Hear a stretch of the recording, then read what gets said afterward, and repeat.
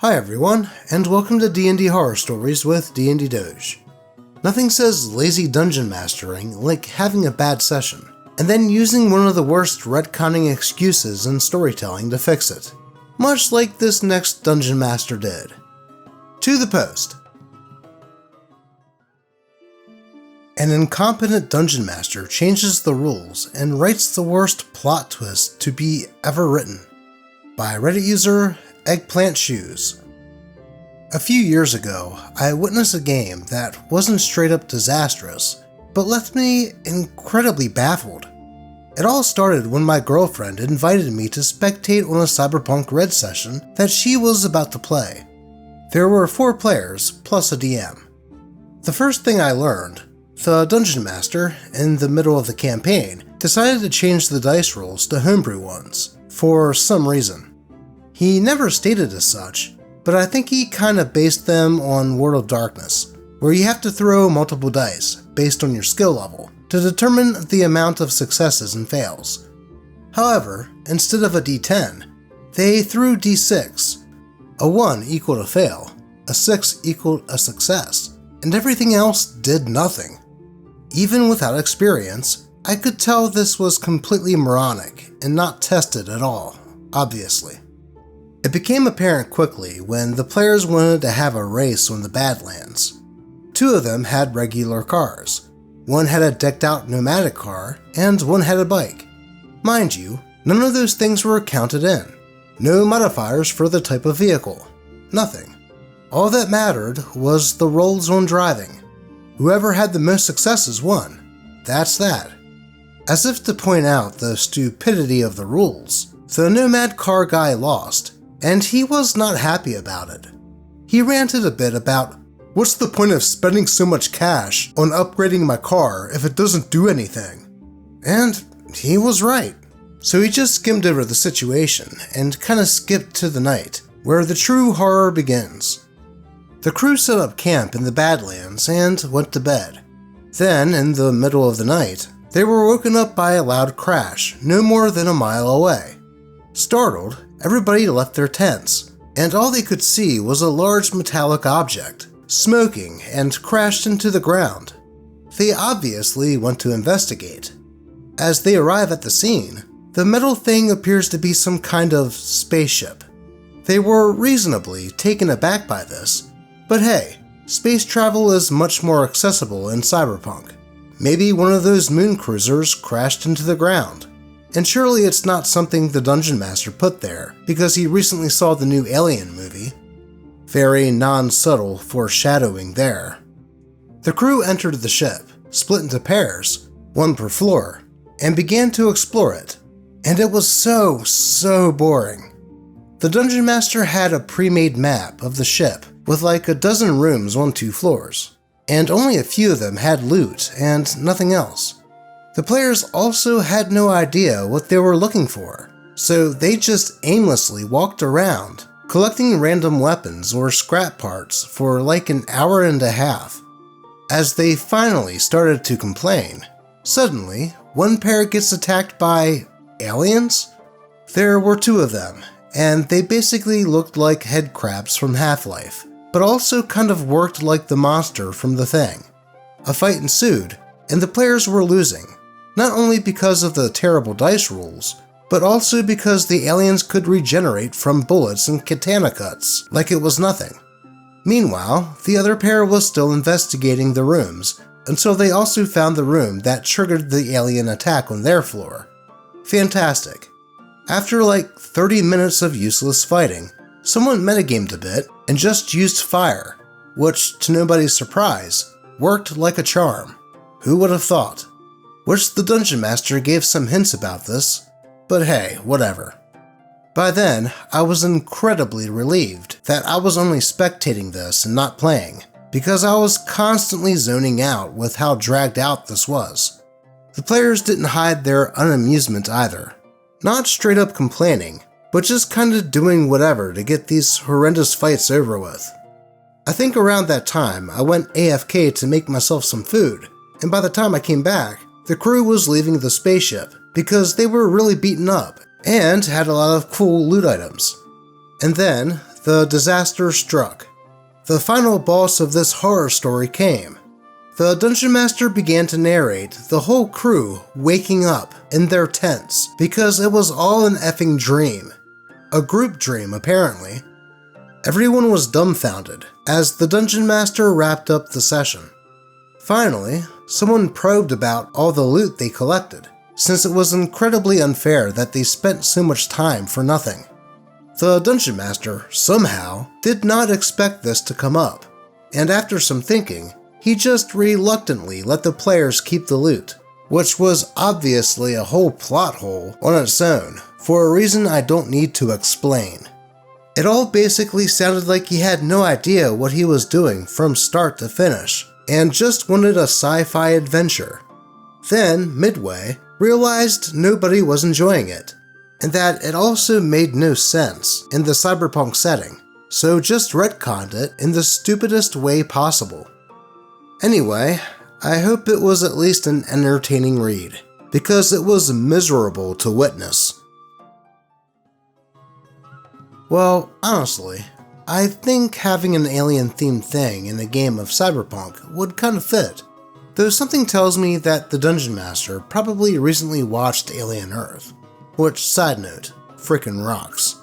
But the problem was the execution of it, as it sounded like it was a boring slog to get through. And I have to agree with OP that the DM probably realized how much of a botched thing it was, so decided to make it worse by having it all be a dream, which is such a lazy way of retconning things. Heck, I hated that when I beat Super Mario Bros. 2. Then there's the inconsistency of them being able to keep loot from the dream, and the fact that they all had the same dream. So hopefully, this was just one of those bad sessions in an otherwise good campaign. I mean, it happens. So here's hoping that the rest of the game is great for everyone involved. Now, let's move on to another DnD horror story about a dungeon master that decided to be creepy with the roleplay. To the post. My dungeon master cried when I gave him feedback. By Reddit user Jim Tan Roleplay. Short backstory. I have played a few sessions of Dungeons & Dragons in the past, but have recently gotten into and are making a habit to force myself to go out and do things in person. Breakups are wild for getting you out of the house. I found a group that does one-shots for beginners. I just had my second event first with this DM, and fortunately, I'm already in good stead with the group. Apparently, I know when to help the Dungeon Master push forward, know when to handball things to more reserved players, know when to take the spotlight, and more importantly, know when to stay out of it. All great feedback. But we aren't here to circle jerk me, apparently being a good storytelling nerd. The table in question has the Dungeon Master, myself, and 2 other males and 1 female. The story is meh. It's very on rails. Simple questions or even basic deviations are frowned on or leave the Dungeon Master flustered. But that's fine. He has a story to tell, and I'll try and have fun with it another way. The group split. Myself and 1 of the other male players are going through the room of a disappeared warlock, and for some reason, we find the only female at the table's character's nudes. I try and make a joke about it, saying, "Oh, these are hand-drawn. That's equally impressive and creepy. Imagine how long it took." Then never mentioned it again. Neither does anyone else at the table, except for the Dungeon Master, who probably brings it up every 10 to 15 minutes for the next 2 to 3 hours. And I could tell, or at least felt like I could tell, that the smile had become forced very quickly.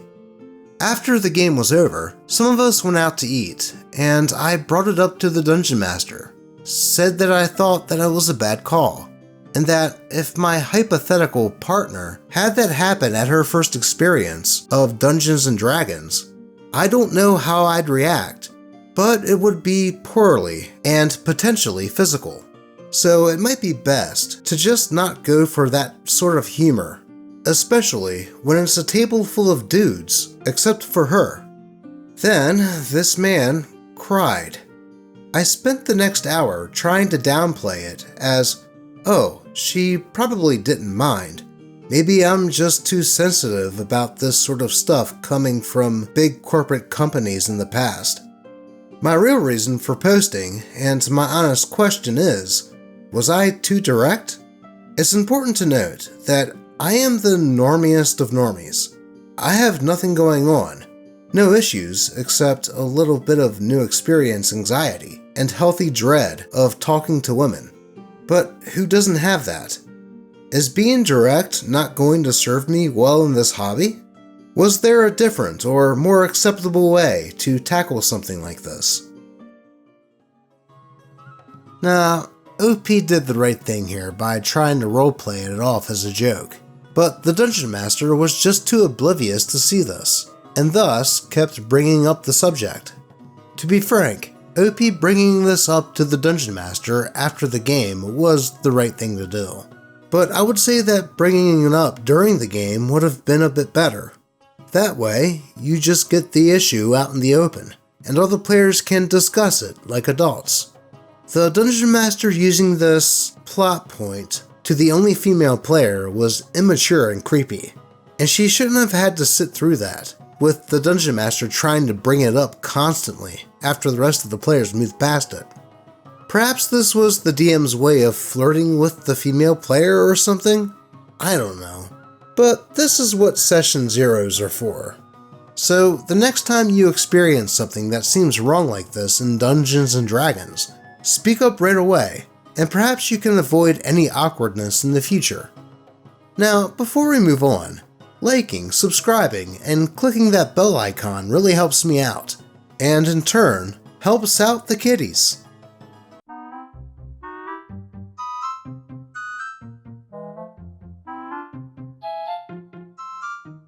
So subscribe today, help some kitties, and me.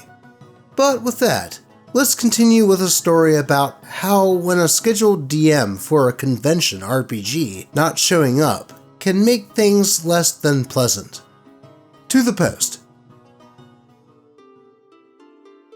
The Game Master didn't show up to the con's biggest game, and then it got worse. By Reddit user Banana Snapper. So I and a few friends signed up for an indie RPG called Dread at a convention. For those unfamiliar, it's a diceless system where the Game Master has players pull Jenga blocks whenever we try something risky. If the tower falls over, your character dies. This particular con game promised a crazy story, 10 players, Tetris Jenga, and blindfolds, so we were pretty excited to join. If you've read the title, you will know that the Game Master themselves did not show up. A representative from the con came in to check attendance, and was shocked to learn that the Game Master had not shown up, but promised us that they would contact them. 15 minutes pass, and they let us know that the Game Master is unreachable, but they're working on a backup. 15 more minutes pass, and finally they bring in the backup Game Master who was friends with the con organizers. He had agreed to run a different story off the cuff, using vanilla Dread rules.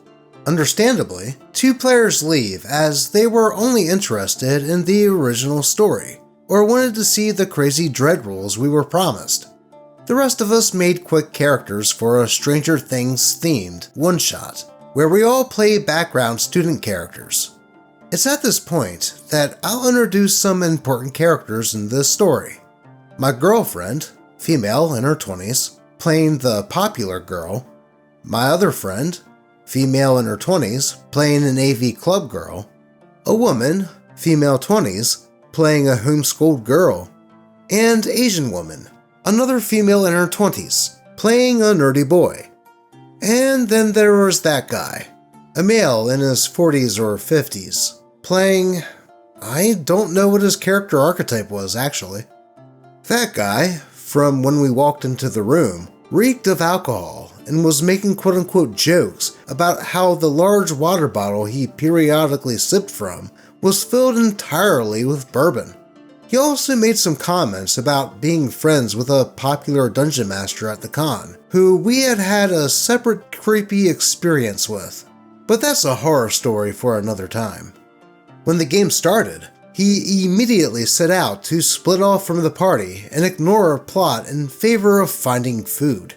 The adventure continues, and every time one of the women at the table went to pull a block, that guy would heavily criticize their technique. "Pull that one. No, stick with that one. Be more aggressive. Pull with testosterone," etc. Though whenever he pulled, of course, he'd take it nice and slow, because "my hands are shaky. I'm an old alcoholic. Ha ha ha ha." At this point, my girlfriend, friend, and I are looking for ways to knock the tower over so that our characters can die, because he's getting on our nerves. I won't go too hard on the Game Master because he was very kind in stepping in on such short notice, but it seemed like he wasn't familiar with the system because he missed one of the two main rules to the system. When girlfriend knocked over the tower, the Game Master instructed us to rebuild the tower and described the game just continuing. Her character survived, so there would be no socially subtle way to leave the stable. Meanwhile, in the story of the game, some demon dogs attacked, and girlfriend was able to kill one. In character, she reports back, and Asian woman asks in horror, "Why did you kill a dog?" That guy, who has been rambling about how he's been tricking NPCs and player characters into eating drug-laced food, takes a break to say to the Asian woman, "Don't worry, we won't eat the dog." At this point, my girlfriend makes an excuse and leaves the table. I stick around because I hadn't heard this comment at the time. A bit later, we're driving in a bus with some monsters chasing us. Friend knocked over the tower, but there continues to be no death, so no escape. That guy decides to say, "I want to ask an inappropriate question." Game Master tells him to go ahead, but that guy then says, "No, not a question for you. It's a question for some of you," as he looks out at the remaining women of the table. The Game Master, though, moves on, as he mostly seems concerned with making sure that the adventure fits with the canon of the show, and it seems like we're safe from whatever that question was. 20 minutes later, though, and I guess that guy decides that he's waited long enough. He points at Friend and homeschooled woman, the only people left playing female characters, and says, "I need one of you to tell me which one of your characters is more well-endowed." There is some uncomfortable chuckles from everyone before I suggest, "I don't think we need to know that. Why don't we just move on?" That guy is too drunk, racist, and misogynistic to pick up on social cues though, and persists. "No, I need one of you to give me an answer. It's important." I try to insist myself. Really, I think we should just move past this. It doesn't seem necessary. That guy hits back with more insistence before Asian woman suggests, "Why are we asking this question when this character's NPC's mom is right here?" There's a bit more uncomfortable laughter, but that guy has received his green light to be creepy. "Mrs. Henderson, I need you to give me your shirt. It is to make a Molotov cocktail." At this point, I decide to just leave, because the Game Master was not shutting this down. I made up some pretty bullshit excuse and headed out. I learned from my friend that apparently, not long afterwards, that guy knocked over the Jenga tower and was allowed to die. But he decided to stick around and take a nap in his chair. The game came to an end not long afterwards, about an hour ahead of the scheduled end time. The next day, I ran into the two women I didn't know and asked how the rest of the game went for them. All they had to say was, "It was interesting." All that, and I still don't know what Tetris Jenga was supposed to be. Well, now I kinda want to know what Tetris Jenga is. That sounds like fun. Otherwise, using Jenga as a way to play a tabletop RPG sounds pretty interesting and fun. Though it probably would have been more fun with the person that was supposed to run the game, and without that guy making things uncomfortable with his remarks. This just sounds like a drunk congoer that thought that he was hilarious, without realizing that he was just being creepy. Honestly, if I were OP, I would have just left with my girlfriend. I mean, it's a game at a convention. It's not like you're playing with people you know, or you're socially obligated to stay. Though, like I said, combining Jenga and role-playing does sound like it could be interesting and fun. It's just too bad that OP had anything but that. But it looks like we have time for one more D&D horror story, about how insecurity almost destroyed a D&D campaign. To the post. Player angry forged cleric can do simple smithing. By Reddit user Rogar H. Okay, I feel like I'm losing my mind, because a complete nothing background action has caused some major issues in my group. I'm still pretty new to playing D&D, so I wanted to get some outside perspectives to see if what I did is somehow crossing a line. I just really don't want to be the reason friendships get rocky. So, a bit of backstory. I started playing with this group about 8 months ago. My cousin has been playing with them for a long time, so when he heard I was interested in playing, he asked if I could join. Everybody agreed, and everything has been going pretty smoothly. There has been a few minor disagreements on certain rulings or actions, but they've all been friends for years, so they work through them pretty quickly. I've been getting along really well with everybody.